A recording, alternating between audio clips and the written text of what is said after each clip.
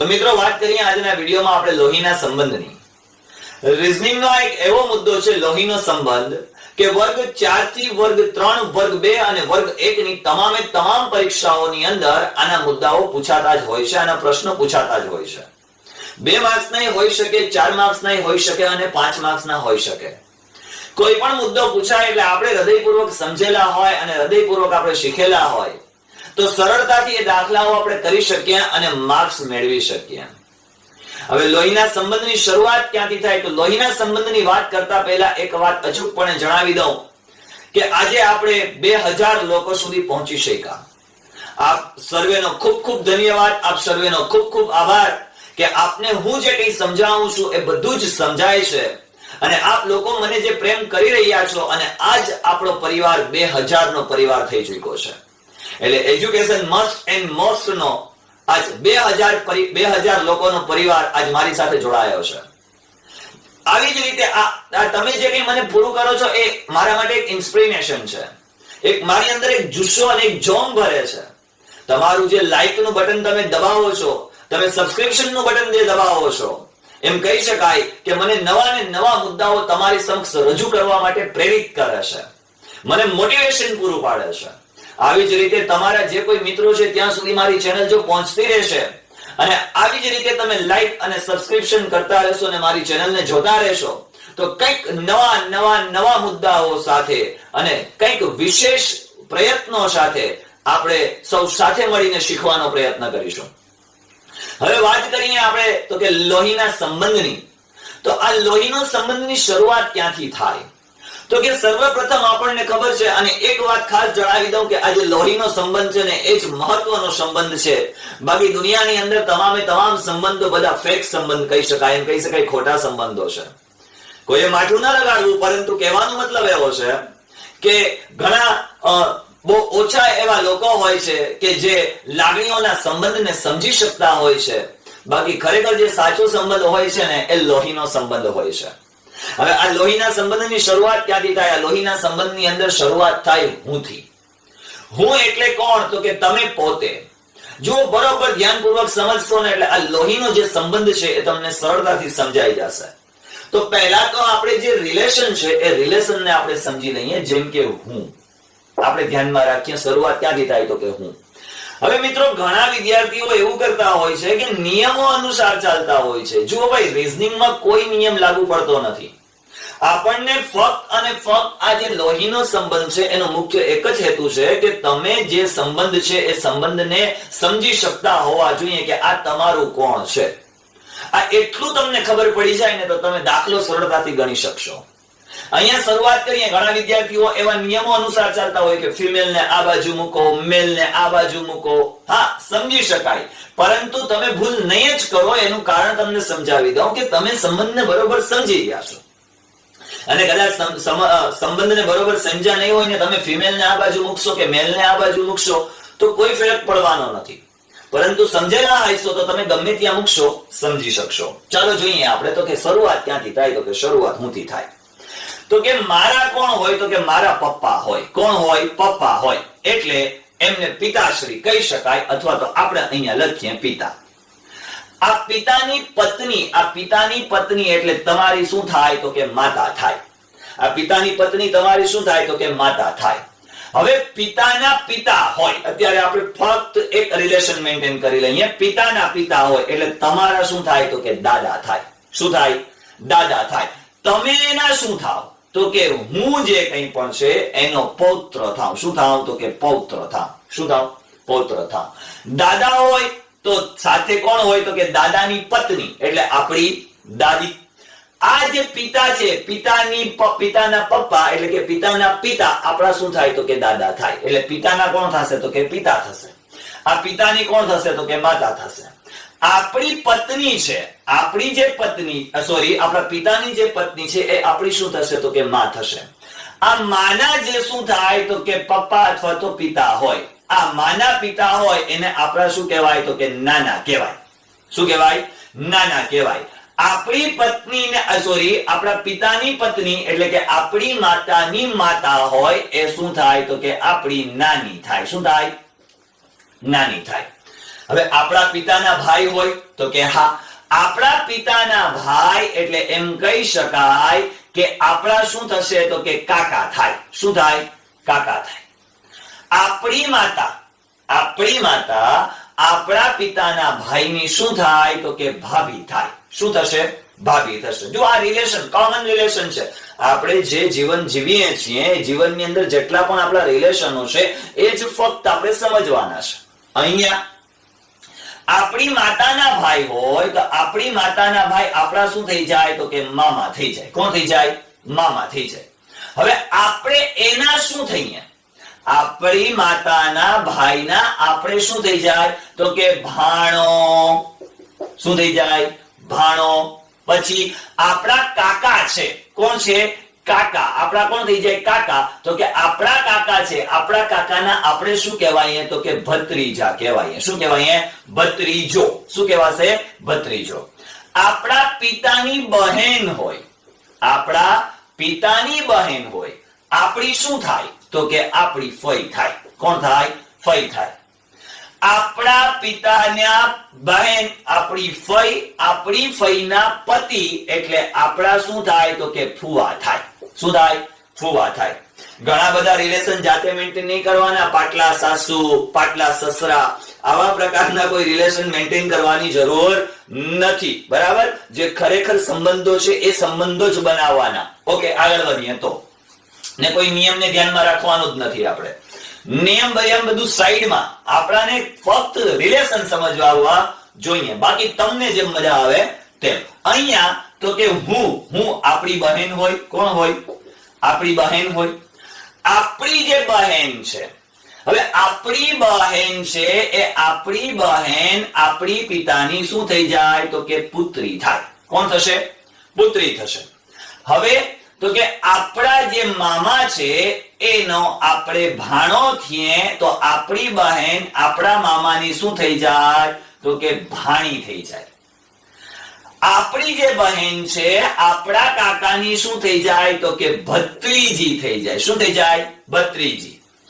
આપણી જે ફઈ છે, આપણી ફઈ અને આપણી બહેન આ બંને વચ્ચેનો રિલેશન શું થઈ જાય તો કે ભત્રીજી થઈ જાય. શું થઈ જાય? ભત્રીજી. એટલે આપણા જે પપ્પા છે, આપણા પપ્પાની બહેન આપણી ફઈ, આપણા પપ્પાની બહેન આપણી ફઈ, આપણી ફઈ અને આપણી બહેન આ બંનેનો રિલેશન તો કે ભત્રીજીનો થઈ જાય. આગળ વાત કરીએ તો મામા, ભાઈ એટલે કે કાકા, ફઈ, પછી તો કે પિતા, દાદા, દાદી, હું અને અહીંયા આપણો પુત્ર નીચેની લાઈનમાં આવશે. આપણો પુત્ર, આપણી પુત્રી, પુત્ર અને પુત્રી. હવે અહીંયા આપણે જોવાનું શું છે તો કે પુત્ર છે, પુત્રી છે. આપણી પુત્રીનો પતિ હોય એ તો કંઈ પણ આવી શકે. જો અહીંયા આપણી બહેનનો પતિ હોય તો એ આપણા પિતાનો શું થઈ જાય? જમાઈ થઈ જાય. આપણા પિતા આપણી બહેનનો સસરો થઈ જાય. સોરી, એ આપણી બહેનના પતિનો સસરો થઈ જાય. આપણી બહેનના પતિનો આપણી માતાનો તો કે સાસુ થઈ જાય. અહીંયા જમાઈ થઈ જાય. દરેક રિલેશનમાં ઉપરથી એ રીતે બધા જ રિલેશન મેન્ટેન થતા આવશે. પુત્ર થઈ જાય, પુત્રી થઈ જાય અને પતિ થઈ જાય. ઓકે, આપણી બહેનનો છોકરો હોય તો આપણો શું થઈ જાય? ભાણો, ભાણી. આપણી માતા જે છે, આપણી માતાનો આપણે પુત્ર તો આપણી માતાનો ભાઈ આપણો શું થાય તો કે મામા. બરાબર? એમ કહી શકાય ને કે ભાણેજ, ભાણી અને નવાસાની કોઈ બેંક હોય તો મામાનું ઘર ને નાનીનું ઘર. પણ અહીંયા આપણે શું કરવાનું છે તો કે ફક્ત રિલેશનને ધ્યાનમાં રાખી અને હું શબ્દને ધ્યાનમાં રાખવાનો છે. આ લગભગ જે રિલેશન છે આ બધા જ રિલેશનને આપણે ધ્યાનમાં રાખી લીધા છે. નાના છે તો દોહિત્રી થઈ જાય અને દોહિત્ર થઈ જાય. આપણા જે દાદા છે, આપણા દાદાના પુત્ર એટલે આપણા પપ્પા, આપણા પપ્પાના પુત્ર એટલે આપણે, અને આપણા પુત્ર એટલે આપણા જે દાદા છે એનો થઈ જાય પરપૌત્ર થઈ જાય. શું થઈ જાય? પરપૌત્ર. બરાબર? અને પરપૌત્રી. આવું થઈ જશે. ચાલો અહીંયા ધ્યાન આપીએ. આપણે તો આગળ વધીએ. અહીંયા જો કોઈ પણ રિલેશન બાકી રહેતા હોય, કોઈ રિલેશન બાકી રહેતા છે નહીં. હું પછી પિતા, પિતા પછી દાદા. પિતાની લાઈન ઉપર આવશે, પુત્રની લાઈન નીચે આવશે. પિતાની લાઈન ઉપર આવશે, પુત્રની લાઈન નીચે આવશે. આ જે કોઈ પણ જરૂરિયાત વાળા રિલેશન હતા ને, આ બધા રિલેશન ને આપણે લઈ લીધેલા છે. જોઈએ હવે તો કે દાખલો ગણીએ એટલે સંપૂર્ણપણે આપણે સમજી શકીશું કે કયા રિલેશન ને કઈ રીતે મેન્ટેન કરવા. જોઈએ તો કે અહીંયા બે ત્રણ દાખલાઓ મેં લખ્યા છે અને આ બે ત્રણ દાખલાઓને આપણે સમજીએ. જુઓ અહીંયા પહેલો દાખલો એવો આપેલો છે કે x અને y ભાઈઓ છે. x અને y ભાઈઓ છે. r એ y ના પિતા છે. શરૂઆત દાખલાની ક્યાંથી થાય? તો કે x અને y ભાઈઓ છે. એટલે કે અહીંયા હું લખું તો કે x છે અને y છે. કીધું શું? તો કે ભાઈઓ કીધું. હવે ભાઈઓ કીધું તો અહીંયા જ્યારે સ્ત્રી હોય તો માઈનસ અને પુરુષ હોય તો પ્લસ. સ્ત્રી હોય તો માઈનસ અને પુરુષ હોય તો પ્લસ. આ બંને શું છે? તો કે ભાઈઓ છે. ભાઈઓ હોય એટલે પ્લસ થાય. ભાઈઓ હોય એટલે શું થાય? પ્લસ થાય. એટલે x અને y શું છે? તો કે ભાઈઓ છે. r એ y ના પિતા છે. જુઓ r જે છે એ કોના પિતા છે? તો કે y ના પિતા છે. એટલે કે પિતાની લાઈન ક્યાં આવશે? ઉપર. પુત્રની લાઈન ક્યાં આવશે? તો કે નીચે. આ બંને ભાઈઓ તો કે r નો પુત્ર શું થશે? તો કે y. r નો પુત્ર કોણ થશે? તો કે x. રિલેશન બધાની ખબર પડતી જાય છે આપણને. તો કે હા, આગળ વધીએ.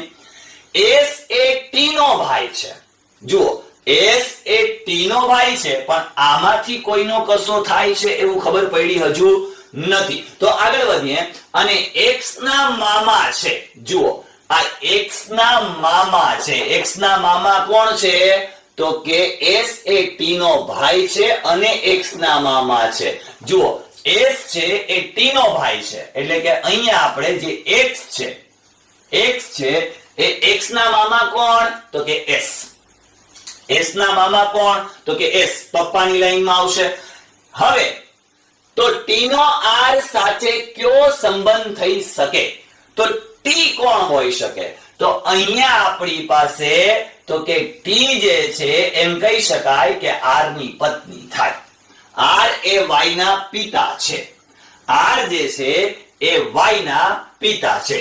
s એ t નો ભાઈ છે. સોરી, હા, s કોણ છે? એ t નો ભાઈ છે અને x ના મામા છે. એટલે જુઓ આ x ના મામા છે.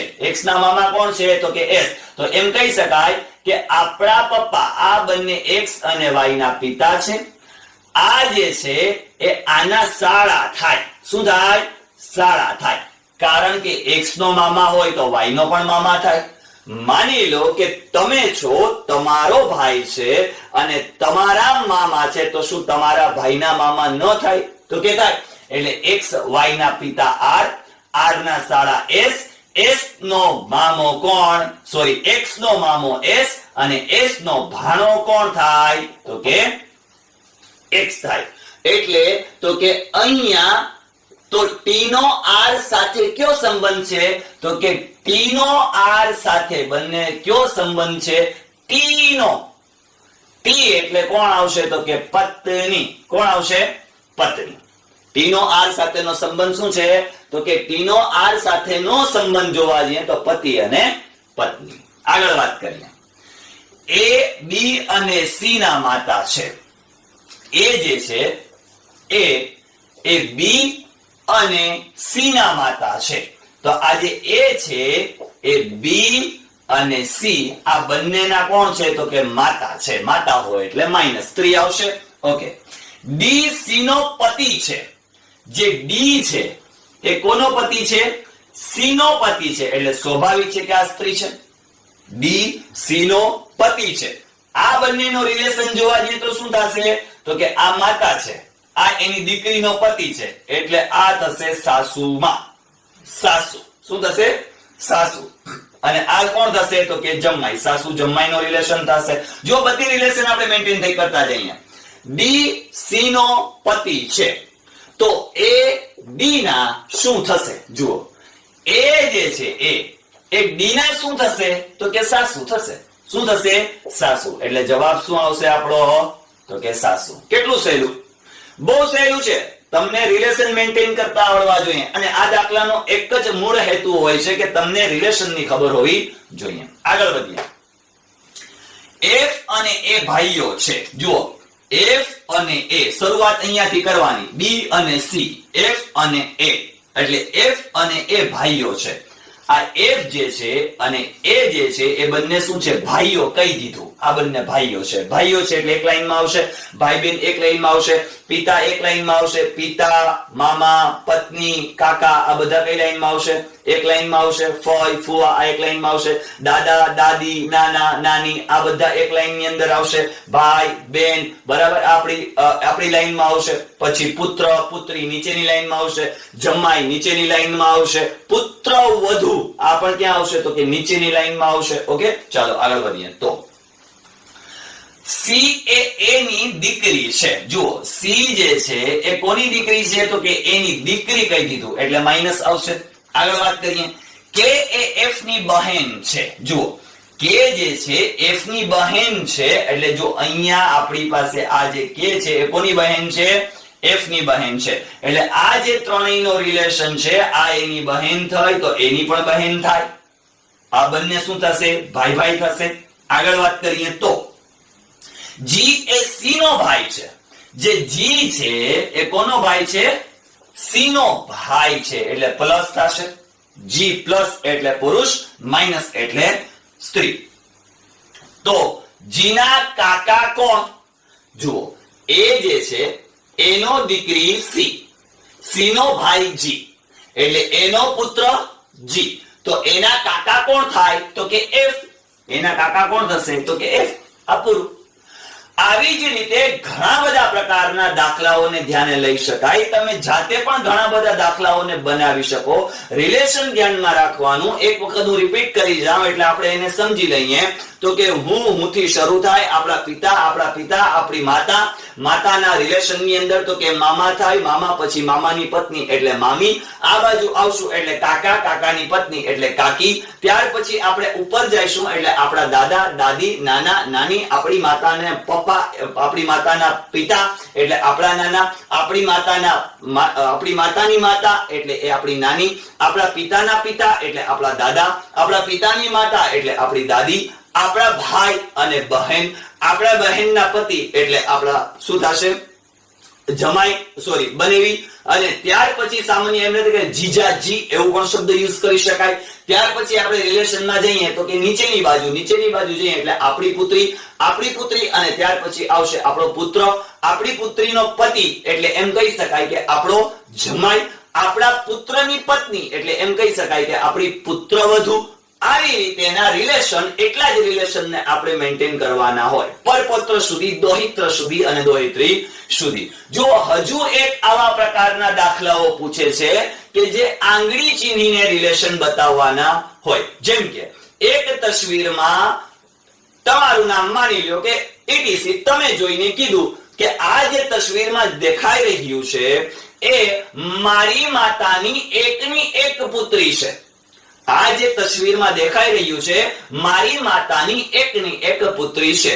હવેના વિડીયોમાં આવા પ્રકારના દાખલાઓ આપણે ચોક્કસપણે જોઈશું. ચેનલ પર નવા છો તો ચેનલને સબસ્ક્રાઇબ કરી લો અને હા, લાઈક નું બટન દબાવી દો. ફરી પાછા મળીશું. જોતા રહો મારી YouTube channel education must and most. ધન્યવાદ.